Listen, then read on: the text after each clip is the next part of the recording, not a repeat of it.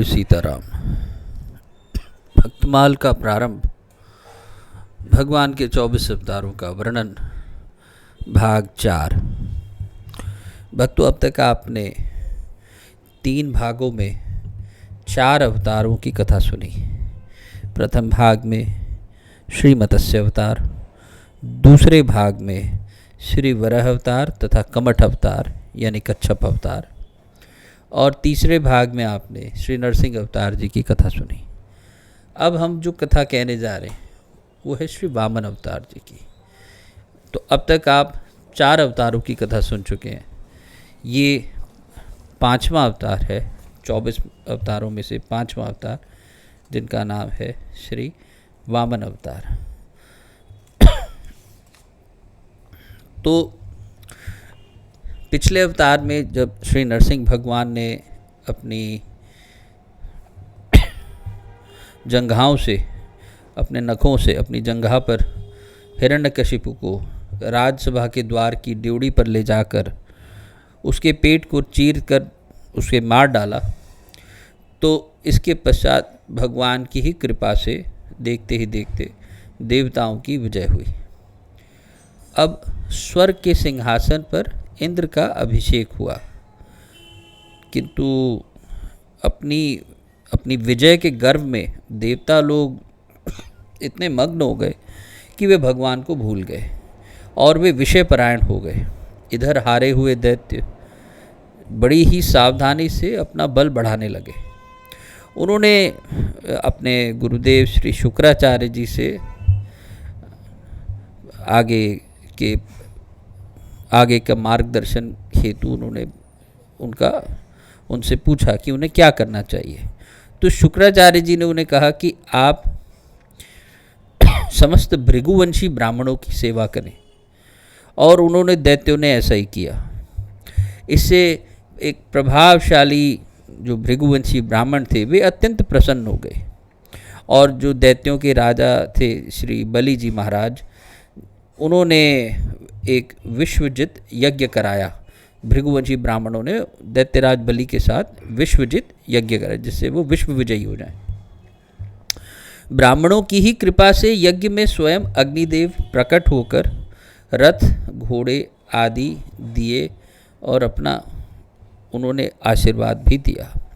शुक्राचार्य जी की कृपा से यज्ञ में स्वयं शुक्राचार्य जी ने एक दिव्य शंख दिया और प्रहलाद जी ने एक माला दी। इस तरह सुसज्जित होकर सेना के साथ उन्होंने जाकर अमरावती को घेर लिया।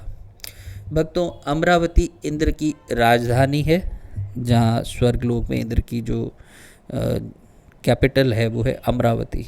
तो उन्होंने उसको घेर लिया। भक्तों, बिना ब्राह्मणों की कृपा से भगवान प्रसन्न नहीं होते।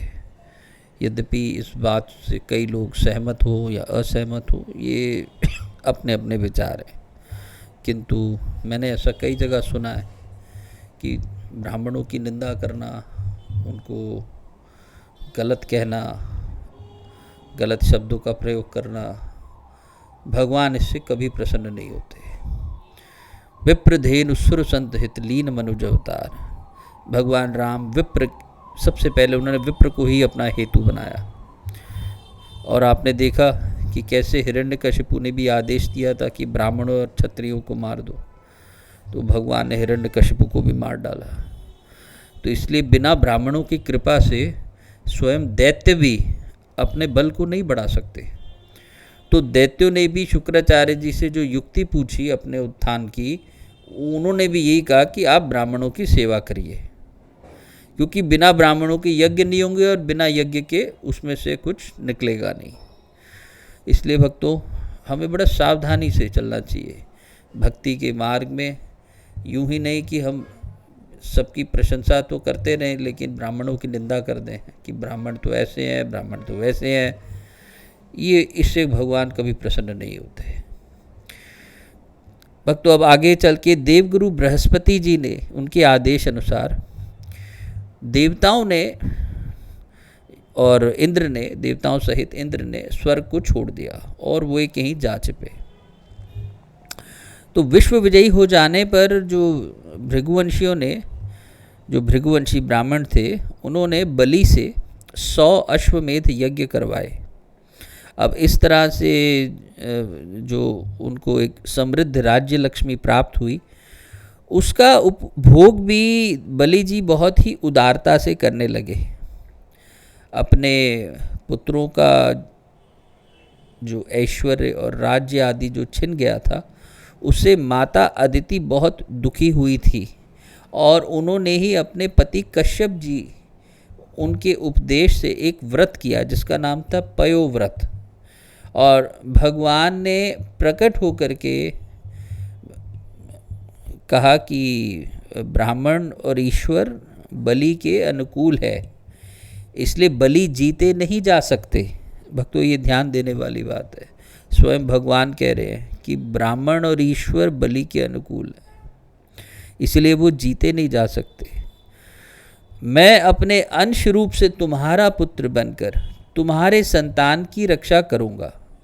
इतना कहकर भगवान अंतर्धान हो गए और फिर ठीक समय आने पर भाद्रपद शुक्ल द्वादशी के मध्याह्न काल में अभिजित मुहूर्त में भगवान विष्णु ने महर्षि कश्यप के अंश द्वारा अदिति के गर्भ से अवतार लिया। वे प्रकट हुए और कश्यप अदिति को के देखते ही देखते उसी शरीर से वामन ब्रह्मचारी का रूप धारण कर लिया।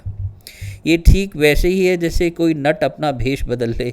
भगवान को वामन ब्रह्मचारी के रूप में देखकर महर्षियों को बड़ा आनंद हुआ।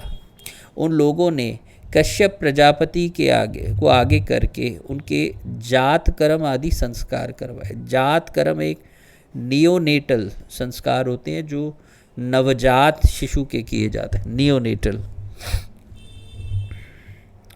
जब उनका उपनयन संस्कार होने लगा तब उन्हें अनेक देवताओं ने अनेक उपहार दिए, जैसे कि सूर्य ने उन्हें गायत्री का उपदेश दिया, बृहस्पति जी ने उन्हें यज्ञोपवीत दिया और कश्यप जी ने मेखला दी। पृथ्वी ने कृष्ण मृग चर्म दिया, वनस्पतियों के स्वामी चंद्र ने एक दंड दिया, माता अदिति ने एक कौपीन दिया और उत्तरीय वस्त्र दिया। आकाश के अभिमानी देवता ने छत्र दिया, ब्रह्मा जी ने कमंडल दिया, सप्त ऋषियों ने कुश दिया और सरस्वती ने रुद्राक्ष की माला समर्पित की। कुबेर ने एक भिक्षा का पात्र दिया और साक्षात जगन माता अन्नपूर्णा ने उन्हें भिक्षा दी। इस प्रकार उनकी ब्रह्मचर्य की दीक्षा पूर्ण हुई। उसी समय भगवान ने सुना कि सब प्रकार की सामग्रियों से संपन्न यशस्वी बलि भृगुवंशी ब्राह्मणों के आदेश के अनुसार बहुत से अश्वमेध यज्ञ कर रहे हैं।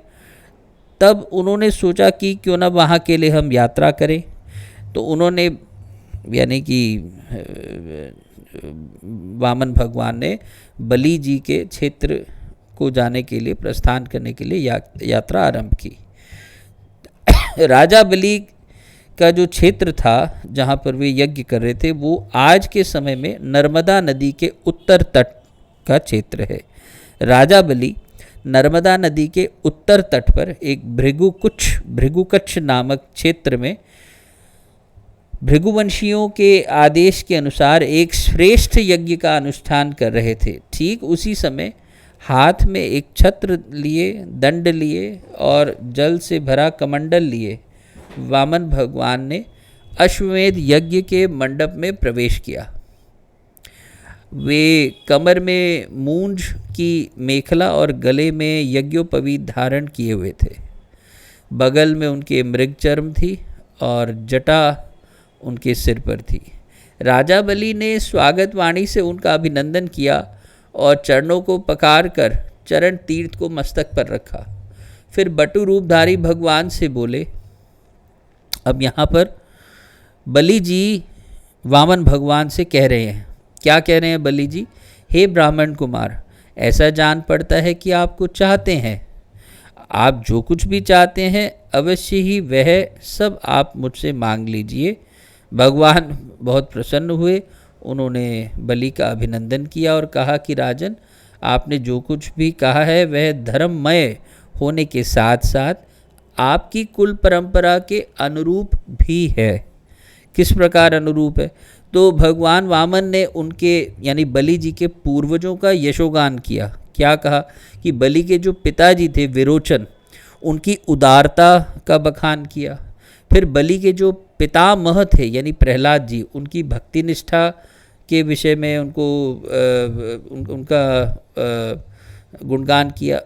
फिर बलि के जो पितामह के पिताजी थे यानी प्रपितामह, जो कौन थे? हिरण्यकशिपु और हिरण्याक्ष, इनके अमित पराक्रम की प्रशंसा की। और फिर बोले, मैं तो केवल अपने डग से तीन डग भूमि, 3 डग पृथ्वी ही चाहता हूँ। तो बलि जी हंसने लगे। तो उन्होंने कहा कि जथा दरिद्र विभु धतरु पाई, बहु संपत्ति मागत सकुचाई। यही हाल आपका है।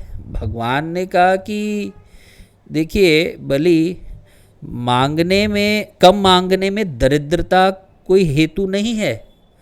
कम मांगने में तो संतोष ही हेतु है। यानी कि किसी ने आपसे सोचा, आपने किसी को कुछ देना चाहा और किसी ने सिर्फ बहुत थोड़ा सा मांग लिया, तो आप सोचिए ये तो अति दरिद्र है। ऐसा नहीं है। इसका ये भी अर्थ हो सकता है कि वह अधिक संतोषी है। गोधन, जिसके पास गोधन हो, गऊ का धन, गज धन, बाजी धन और रतन धन खान, जब आवे संतोष धन, सब धन धूरि समान। संतोष का धन सर्वोपरि है, और जब संतोष का धन आ जाता तो सारे धन धूल के समान हो जाते हैं। तो बलि जी ने कहा कि अच्छा, आप 3 पग ही लेना चाहते हैं तो मेरे दैत्यों के पग से ही ले लीजिए, क्योंकि उनके दैत्य बहुत विशाल थे। उन्होंने कहा कि देखिए, 1-1 योजन के इनके पाँव हैं, ठीक है, और आपके पाँव तो बहुत छोटे हैं। भगवान बहुत हठी थे, भगवान भी पूरे हठी थे, और उन्होंने कहा कि नहीं, मुझे तो अपने ही पाँव से नाप लेने हैं, क्योंकि धन का उतना ही संग्रह करना चाहिए जितने की आवश्यकता हो। जो ब्राह्मण स्वयं प्राप्त वस्तु से ही संतोष कर लेता है, उसके तेज की वृद्धि होती है, नहीं तो उसका पतन हो जाता है। शुक्राचार्य जी की बहुत समझाने, शुक्राचार्य जी समझ गए थे कि ये स्वयं भगवान विष्णु है, तो शुक्राचार्य जी ने बहुत समझाया कि ये बटु रूपधारी तुम्हारे शत्रु भगवान विष्णु ही हैं।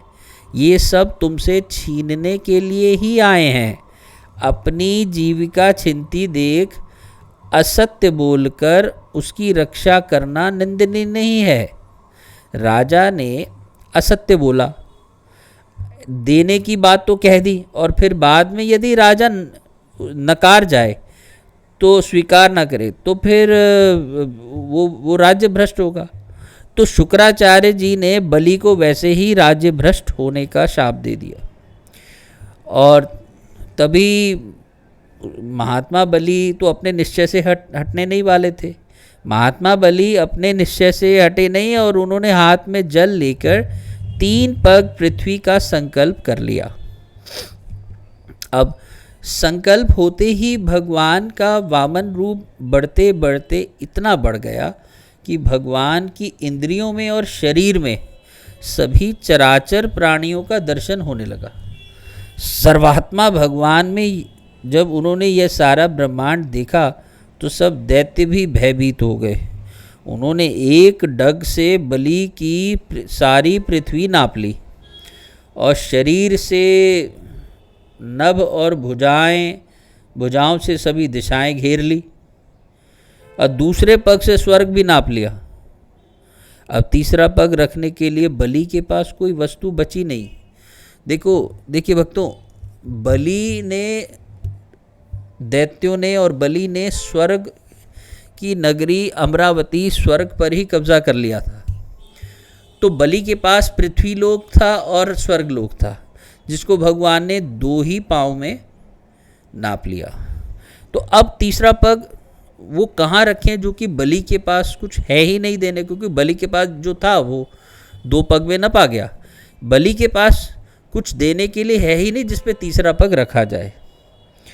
तो भगवान का जो दूसरा पग था, जब वह ऊपर स्वर्ग लोक की तरफ जा रहा था, तो जो बीच में जितने लोग पड़े, महर लोक, जन लोक, तप लोक और सत्य लोक, ये सब पड़े, तो उन तक भी पहुंच गया। तो ब्रह्मा जी ने जब विश्वरूप भगवान के ऊपर उठे हुए चरणों का जो अर्घ्य था, उसका अर्घ्य पाद्म से पूजन किया और फिर प्रक्षालन किया। अब ब्रह्मा जी के कमंडल का जो जल था, वह विश्वरूप भगवान के पद प्रक्षालन से पवित्र होने के कारण उनके कमंडल में कौन सा जल आ गया? वो गंगा जी का जल आ गया। वो गंगा जी के रूप में परिणत हो गया, क्योंकि गंगा जी को हरिपदी कहा गया है।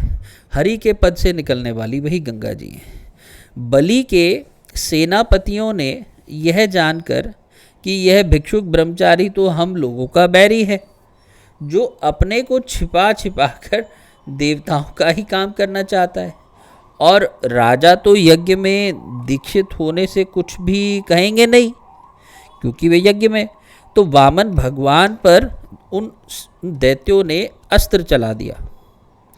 तो जैसे ही उन्होंने अस्त्र चलाया तो भगवान के पार्षदों ने उन्हें खदेड़ दिया।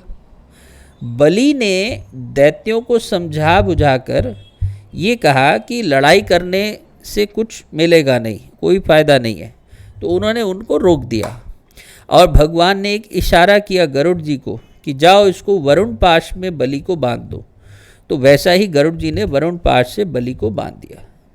अब तत्पश्चात भगवान बलि से बोले कि 2 पग में तो मैंने तुम्हारी सारी पृथ्वी और सब लोगों को नाप लिया है। तुम्हारी प्रतिज्ञा पूरी ना होने से अब तो तुम नरक भोगोगे। अब इस तरह से, इस रीति से वामन भगवान जी ने बलि का बहुत तिरस्कार किया, परंतु राजा बलि धैर्य से विचलित ना हुए। उन्होंने बड़ा ही सुंदर उत्तर दिया, हे प्रभु, मैं आपसे एक बात पूछता हूँ कि धन बड़ा है या धनी? भगवान ने कहा कि चूंकि धन धनी के ही अधीन रहता है, तो इसलिए धनी धन से बड़ा होता है, यानी धनी ही बड़ा है। बलि जी ने कहा, प्रभु आपने मेरा धन तो 2 पग में नाप लिया है, रही 1 पग की बात, सो वह पग आप मेरे सिर पर रख दीजिए। यद्यपि हूँ तो मैं 2 पग से भी अधिक, परंतु 1 ही पग में आपके चरणों में आत्मसमर्पण करता हूँ। भगवान बहुत प्रसन्न हुए और वे ब्रह्मा जी से बोले कि ब्रह्मा जी, मैं जिस पर बहुत प्रसन्न होता हूँ उसका धन छीन लिया करता हूँ। मैंने इसका धन छीन लिया, राजपद से अलग कर दिया, तरह तरह के आक्षेप किए, शत्रुओं ने इसे बांध लिया, भाई बंधु छोड़कर चले गए, इतनी यातनाएं इसे भोगनी पड़ी। यहाँ तक कि इसके गुरुदेव ने भी इसे शाप दे दिया, परंतु इस दृढ़व्रति प्रतिज्ञा इसने नहीं छोड़ी।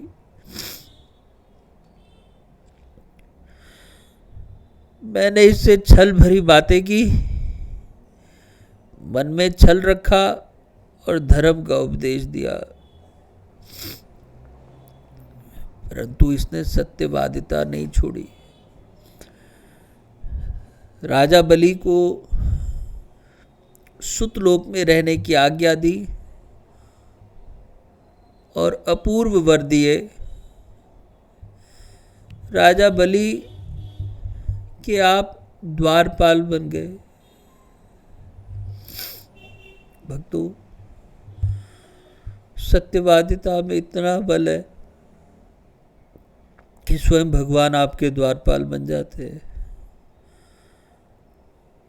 इस तरह भगवान वामन ने बलि से स्वर्ग का राज्य लेकर इंद्र को दे दिया और अदिति की कामना पूर्ण की और स्वयं उपेंद्र बनकर सारे जगत का शासन करने लगे। हमारे पास भगवान आएंगे तो हम भी अपना पग रख देंगे।